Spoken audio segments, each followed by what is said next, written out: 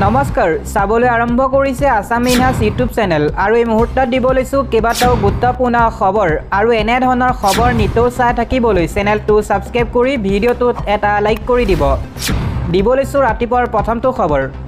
ছমাহৰ পাছত চৰকাৰ ভাঙি যাব গোৱালপাৰাত চৰকাৰৰ বিৰুদ্ধে এই হুংকাৰ প্ৰদান কৰিছে উচ্ছেদিত জনতাই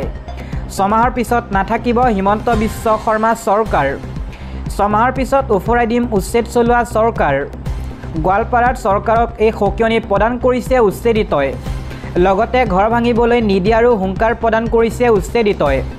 মাটিৰ পট্টা নিদিয়াকৈ উচ্ছেদ চলাবলৈ দিয়া নহ'ব এই সন্দৰ্ভত ২৬ আগষ্টত তীব্ৰ আন্দোলনৰ হুংকাৰ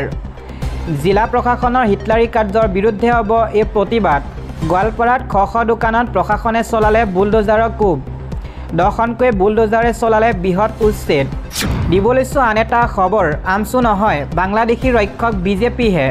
বাংলাদেশী ৰক্ষণাবেক্ষণ আমচুৱে দিয়া নাই বাংলাদেশী প্ৰকৃত ৰক্ষক হৈছে বিজেপি এই মন্তব্য কৰিছে আমচুৱে ১৯৭১ আগত অহা লোকক বাংলাদেশী বুলি নক'ব ১৯৭১ আগত অহা সকলৰ হৈ আমচুৱে লাখবাৰ মাতিব ১৯৭১ পিছত অহা এজন বাংলাদেশীক দেখুৱাওক চাৰ্টত ধৰি বাহিৰ কৰি দিব আমচুৱে বাংলাদেশী প্ৰীতি আমচুৰ নাই অসমত এছআইৰ কোনো প্ৰয়োজন নাই কিয় আকৌ এনআৰচি পুনৰীক্ষণ কৰিব বিচাৰিছে এনেদৰে এতিয়া বিস্ফোৰণ আমচুৰ সভাপতি ৰেজাউল কৰিম সৰকাৰৰ মাদানীক বুঢ়াঙুলি দেখুৱালে মুখ্যমন্ত্ৰী হিমন্ত বিশ্ব শৰ্মাই এই মুহূৰ্তত দিব লৈছোঁ আন এক ডাঙৰ খবৰ মই আদানীক পাৰিলে বাংলাদেশলৈ পঠিয়াই দিম এনেদৰে মন্তব্য কৰিছে মুখ্যমন্ত্ৰী হিমন্ত বিশ্ব শৰ্মাই মুখ্যমন্ত্ৰী হিমন্ত বিশ্ব শৰ্মাই কৈছে যে টেট শিক্ষকৰ নিযুক্তিটো বাধা দিছিল মাদানীয়ে তৰুণ গগৈৰ সৈতে লগ লাগিছিল মাদানী আমাৰ চৰকাৰী বিষয়াক কন্দুৱাইছিল মাদানীয়ে মোৰ পদত্যাগৰ সিদ্ধান্ত মাদানীয়ে ল'ব নোৱাৰে সকলো সিদ্ধান্ত অসমৰ ৰাইজে ল'ব মাদানীৰ বিৰুদ্ধে এনেদৰে সৰব হিমন্ত বিশ্ব শৰ্মা হু ইজ মাদানী মাদানী কোন হয় জমিয়ত উলেমাক পাকিস্তানীৰ এজেণ্ট আখ্যা দিলে জাতীয় যুৱ মঞ্চই ক'ৰ পৰা ওলাল মাদানী জমিয়ত উলেমা পাকিস্তানীৰ এজেণ্ট অসমত জুই লগাব বিচাৰিছে মাদানীয়ে মুখ্যমন্ত্ৰী নো মেডালো ছিঙিব নোৱাৰে আমি মুখ্যমন্ত্ৰীৰ লগত আছোঁ আৰু আমি সদায় মুখ্যমন্ত্ৰীৰ লগত থাকিম এনেদৰে মন্তব্য কৰিছে অসমীয়া জাতীয় যুৱ মঞ্চই উচ্ছেদক লৈ মাদানী কিয় জ্বলন হৈছে অসমত উচ্ছেদ হ'বই দিব লৈছোঁ আন এটা খবৰ এগৰাকী কংগ্ৰেছ বিধায়কৰ কলা কাহিনী শুনিলে হতবাক হ'ব আপুনি ৬ কোটি টকাৰ সোণসহ নগদ ১২ কোটি টকা জব্দ কৰা হৈছে কংগ্ৰেছৰ বিধায়কৰ সম্পত্তিৰ পাহাৰ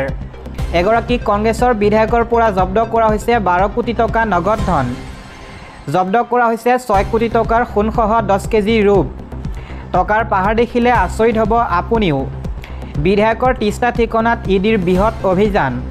কৰ্ণাটকৰ কংগ্ৰেছ বিধায়ক কেচি বীৰেন্দ্ৰ পৰিছে জালত অবৈধ অনলাইন ব্যৱসায়েৰে সাম্ৰাজ্য গঢ়িছিল বিধায়কজনে বিধায়কৰ ১৭টা বেংক একাউণ্টসহ জব্দ কৰা হৈছে ২টাকৈ লকাৰ অসমত নিষিদ্ধ হ'ব মাহমুদ আৰছাদ মাদানী শীঘ্ৰেই ক্ষমা খোজক ৰাজ্যবাসীৰ ওচৰত এই দাবী উত্থাপন কৰিছে টাইপাই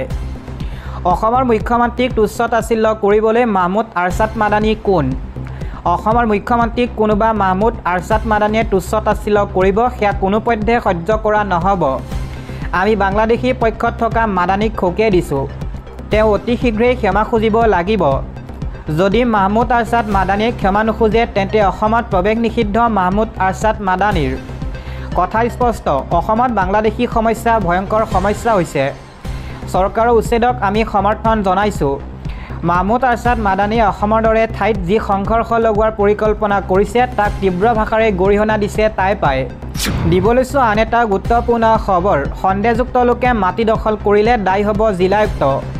এই সন্দৰ্ভত কঠোৰ হৈছে ৰাজ্যৰ মুখ্যমন্ত্ৰী হিমন্ত বিশ্ব শৰ্মা এতিয়াৰ পৰা চৰকাৰী ভূমি বেদখল হ'লে দায়ী হ'ব জিলায়ুক্ত এতিয়াৰ পৰা চৰকাৰী ভূমি বেদখল হ'লে দায়ী হ'ব জিলায়ুক্ত অসমীয়া জাতিক সুৰক্ষা দিবলৈ আৰম্ভ হৈছে এখন যুদ্ধ ভূমি বেদখল হ'লেই জিলায়ুক্তৰ বিৰুদ্ধে লোৱা হ'ব কঠোৰ ব্যৱস্থা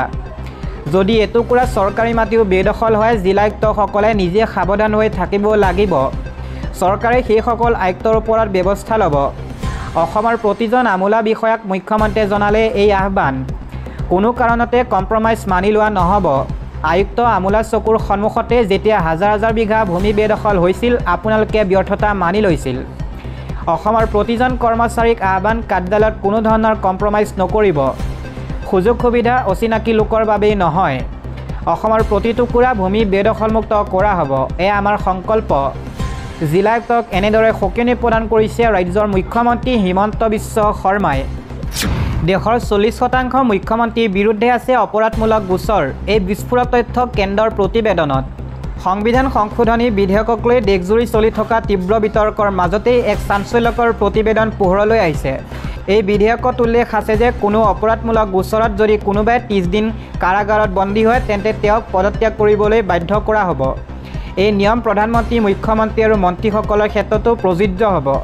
বিৰোধীয়ে অভিযোগ কৰিছে যে মোদী চৰকাৰে এই বিধেয়কক অস্ত্ৰ হিচাপে ব্যৱহাৰ কৰি ৰাজ্য চৰকাৰসমূহ উফৰাই পেলাবলৈ চেষ্টা কৰিছে এনে পৰিস্থিতিত দেখা গৈছে যে দেশৰ মুঠ 30 গৰাকী মুখ্যমন্ত্ৰীৰ ভিতৰত 12 গৰাকীৰ বিৰুদ্ধে অপৰাধমূলক গোচৰ আছে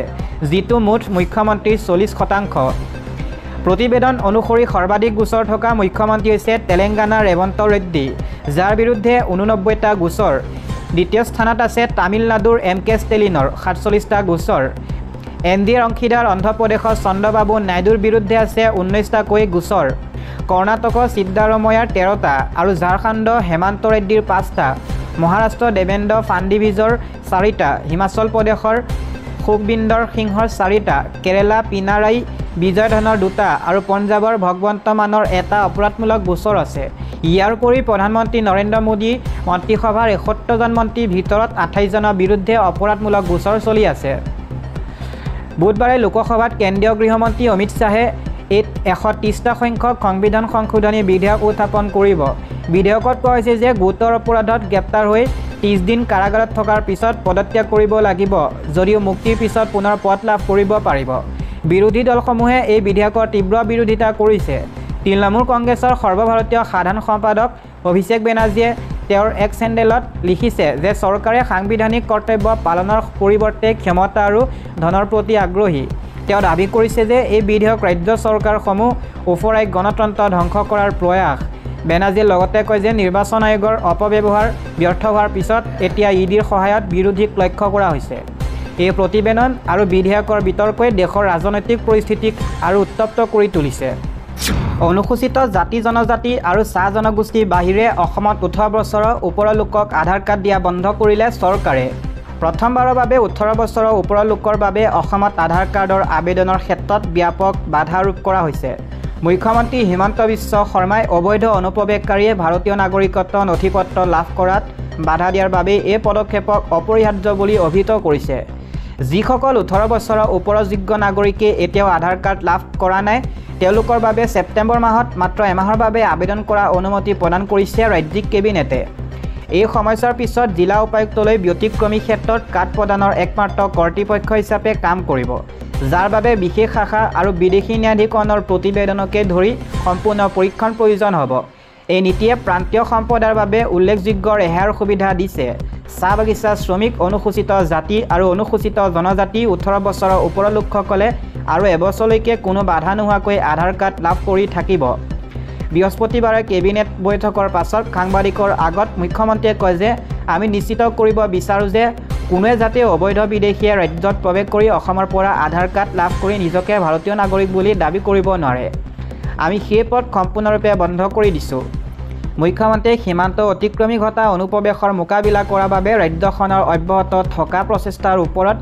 গুৰুত্ব আৰোপ কৰি উল্লেখ কৰে যে অসমে সীমান্তৰে বাংলাদেশী নাগৰিকক ধাৰাবাহিকভাৱে উভতাই পঠিয়াইছে এই নতুন ব্যৱস্থাই অকৰ্তৃত্বশীল নথিপত্ৰৰ বিৰুদ্ধে চৰকাৰৰ অতিৰিক্ত সুৰক্ষা ব্যৱস্থা সৃষ্টিৰ প্ৰচেষ্টাক প্ৰতিফলিত কৰে সংশোধিত ব্যৱস্থাৰ অধীনত ছেপ্টেম্বৰ সময়সীমা বাহিৰত যিকোনো আধাৰ কাৰ্ড জাৰি কৰাৰ ক্ষেত্ৰত জিলা উপায়ুক্তসকলে যথেষ্ট দায়িত্ব ল'ব মুখ্যমন্ত্ৰীয়ে ইয়াক অতি বিৰল বুলি অভিহিত কৰি কয় যে আধাৰ কাৰ্ড জাৰি কৰা পূৰ্বে উপায়ুক্তই এই প্ৰতিবেদন বিদেশী ন্যায়াধীকৰণৰ প্ৰতিবেদন পৰীক্ষা কৰিব লাগিব